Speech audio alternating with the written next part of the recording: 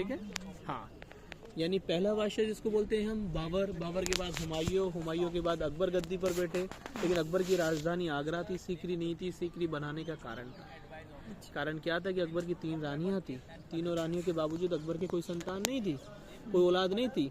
पहली रानी रुकैया बेगम जो मुस्लिम थी, दूसरी रानी मरियम जो क्रिश्चियन थी, तीसरी रानी महारानी जोधा जो हिंदू रानी थी, राजा भरमल की बेटी थी।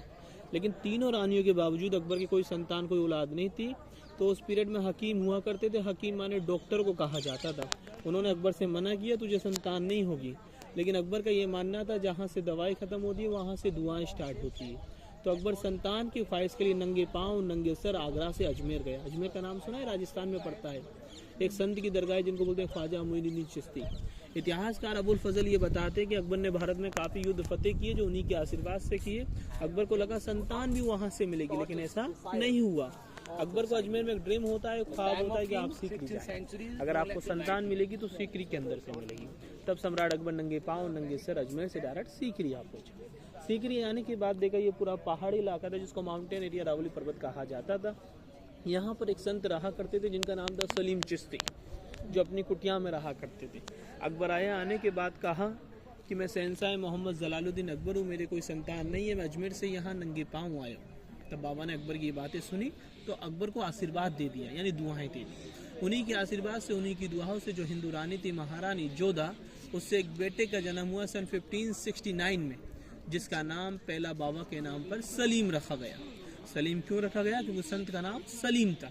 जब गद्दी पर बैठा तो उसका नाम कर दिया जहांगीर। जहांगीर में जहां का बादशाह। अकबर को ये लगभग 13-14 सालों के बाद मिली तो अकबर ने डिसाइड किया अपनी कैपिटल को आगरा से सीकरी बनाया।